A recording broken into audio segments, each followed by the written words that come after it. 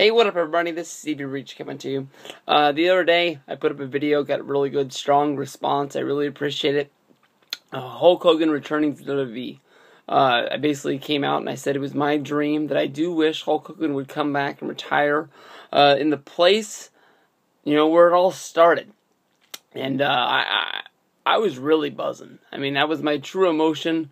I read the tweet, I read the story that was on NoDQ.com at the time, and I mean, there was no planning. It was just like, I need to make a video on this because I'm all fired up. And I probably would have been more fired up if I wasn't in the parking lot of my work on a busy day, and everybody was looking at me. At the end of the video, I was really trying to get into it, and the person was getting into their car right in front of me. Basically, I can go on about this all day long, and I'll defend this till the day I die. And I understand that if you don't see my point of view, but I mean, like, I really wanted to meet Hulk Hogan at Bound for Glory this year. Hulk Hogan is one of my favorite wrestlers of all time. He was on my bed sheets as a kid. He was on my curtains. He was on the WWF magazines that came in the mail. He was on TV all over the place. Hulk Hogan will never be known as one of the best wrestlers of all time, but I will always love his matches.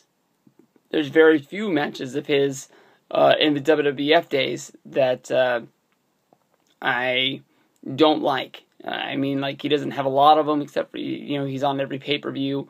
He was on Saturday night's Main Event, but he never wrestled, like, on the other shows, never on, like, the primetime wrestlings or anything like that. He just, was saved for the right places at the right times, knowing that you had to pay for him. He'd be on, like, the Brother Love shows and the Mean Gene Okerlund interviews and stuff like that, because he did a very successful, very basic, but very easy promo that everyone loved. And that's why I think it's still basically really easy to put this guy into matches, is because he's not a kind of guy that's going to be going in there like a Shawn Michaels. Shawn Michaels is the guy that doesn't want to go out there and have matches, because he had all these matches that were consistently, what most wrestling fans would call 4-star and 5-star matches. He doesn't want to go out there, and blow something out and it be, 3 stars and people saying, that's one of the worst matches of his whole career.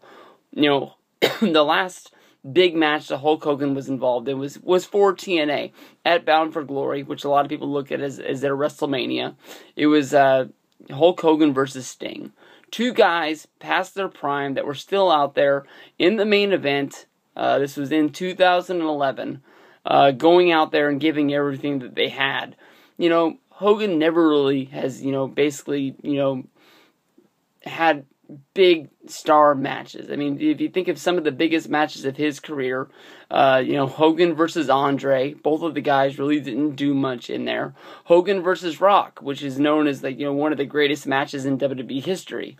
But it's also one of the, biggest matches that people, throw rocks at. If you really sit down and you think about watching that show for the first time, if you're watching it live. I remember I was sitting there watching that show in my grandma's living room.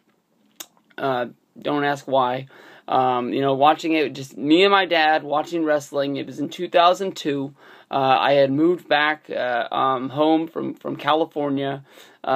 I can remember it like it was yesterday. I had been living in California for less than a week. I told my dad that I really wanted to watch this show, so we went over and we watched the show at my grandma's house, and it was just fucking awesome. When I watch this show, I still feel like I'm sitting in my grandma's house, watching this show for the first time. I can never really shake that feeling, but, you listen to reviewers of wrestling like Dave Meltzer, Brian Alvarez. Brian Alvarez has this challenge for this match. It's basically put Hogan versus Rock on, grab your remote, press the mute button, and see how good this match is. Basically, it's a match that I have the same feeling about Money in the Bank 2011. I think it's a really good match, but I think if it wasn't in Chicago, if it didn't have those fans, if it didn't have the feeling of, if CM Punk did win, he was going to leave with a title and nobody knew what was going to happen, was that match really 5 stars? Was it really that great? And It's not. I mean, Hulk Hogan has the easiest style of wrestling that there is. He can go out there with a guy like Macho Man Randy Savage and have a great match, and then he can flip that around and he can have a great match with a guy like Kamala the Ugandan Giant. Was that his name? Fucking Kamala. Or, you know, he could have a great match with somebody like, you know, Bad News Brown.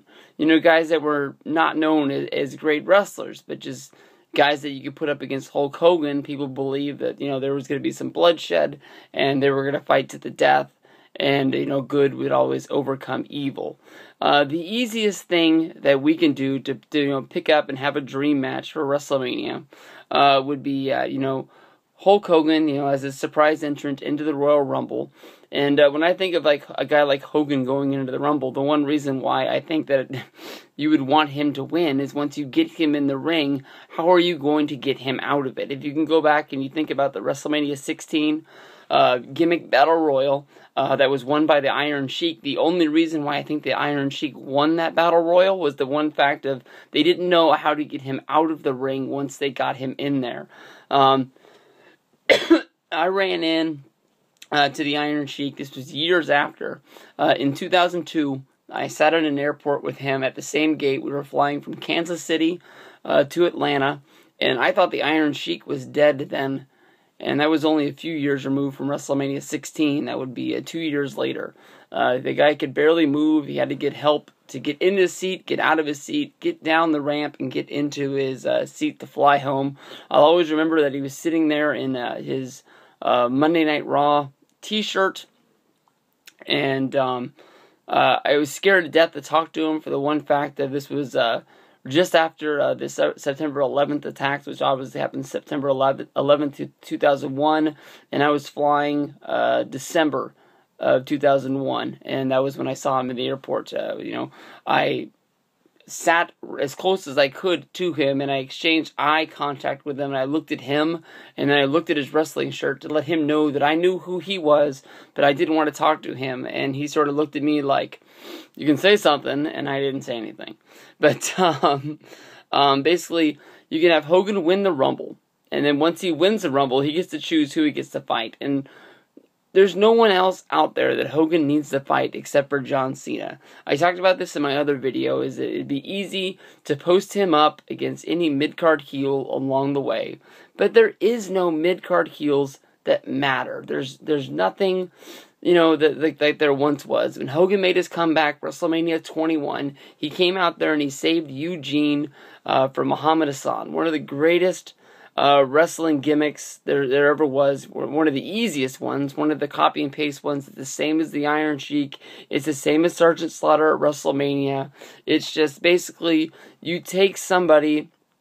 It's basically what professional wrestling has been based on. Whoever you know the U.S. is in war with, you just run with that. You know, wrestling made a huge deal out of the Russians. You can think of all the Russian wrestlers, Nikolai Volkov, and others like that. You know, just basically the good guys beat up on the Russians, and it makes us feel good. We go home happy, and we feel like there's no, you know, red scare in the world, and we're not going to die. There's been times when there was German wrestlers. There's time when there's Japanese wrestlers. It doesn't matter what we're doing. Muhammad Hassan, you know, they're easily taking off on the, you know, the Middle East whole gimmick, and Hogan came out there in the red, white, and blue. Got the, you know, the pop of the night, which led to, you know, Hogan versus Shawn Michaels and everything else along the way, which turned into Hogan wrestling one more time against Randy Orton. But if Hogan has one match, you know, you don't want to have him out there against a Heath Slater. You don't want to have him out there against a Wade Barrett. You don't want him out there against nobody that's going to matter in the long run.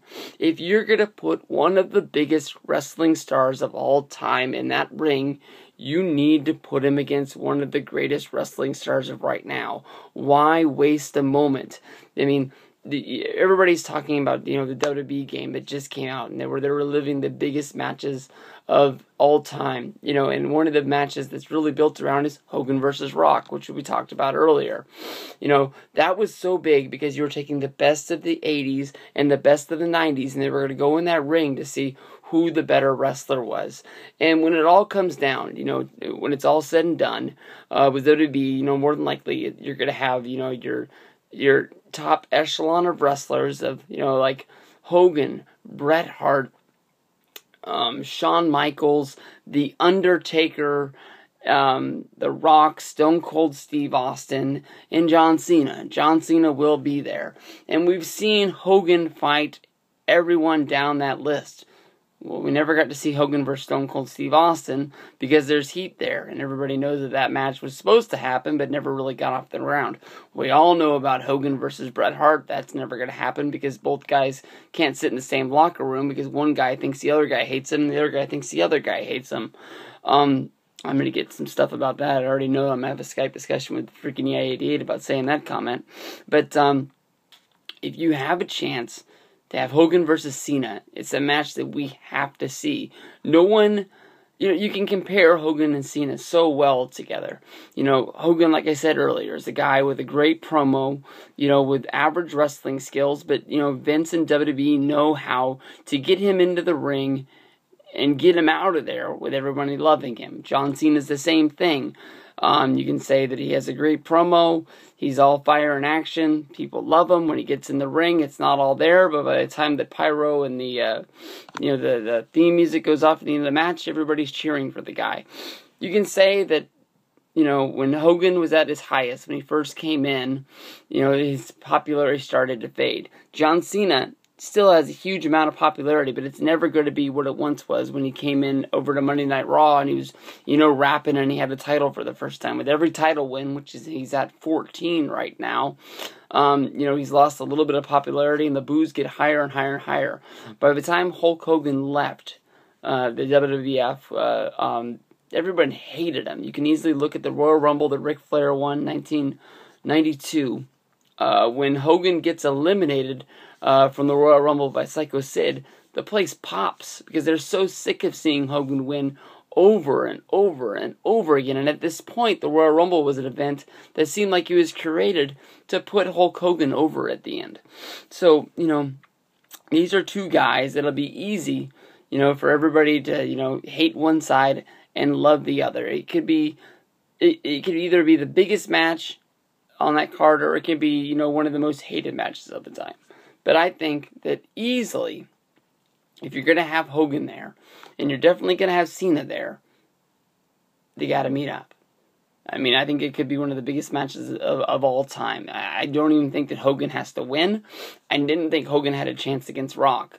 And they went in there, they had a good match. Rock won at the end of the days, and everybody remembers that, Hogan had the better day. It's not even really remembered, that Hogan really lost, unless you really look at the record books. I think that Hogan won just by walking out and get the emotion that he did. Off of that one WrestleMania, he ended up getting the title 2 months later, one of the stupidest decisions of all time by the WWE. But they wanted to get Hogan as over as they could, and I think, honestly, by putting the belt on Hogan, it killed him in the long run.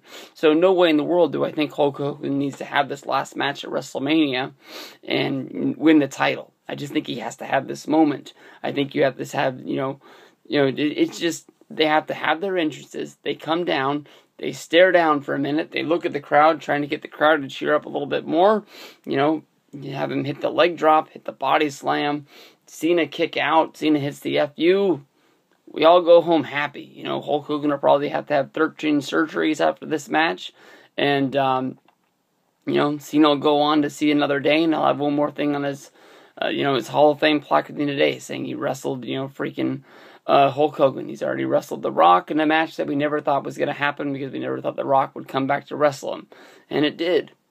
And I think that wrestling's better because of WrestleMania 28 and 29. You can debate if 29 should have happened, with once in a lifetime, should have happened for a second time. But, Cena was able to get the rub in the second one. But I think everybody saw that coming. With a match in there with Hogan and Cena, I think most people are going to think that Hulk Hogan's not going to sign without some sort of creative control, so he's not getting buried on Monday Night Raw. It's up to Vince and Triple H if they're going to give it to him. But, I honestly think that it's not going to be the most fan favorite thing that they've ever done for the WWE, but I think that this could be one of the best matches of all time with the biggest feelings for a big WrestleMania 30. We get to finally have Hulk Hogan at one of the anniversary shows. It's going to be freaking awesome. Click 30. Peace out.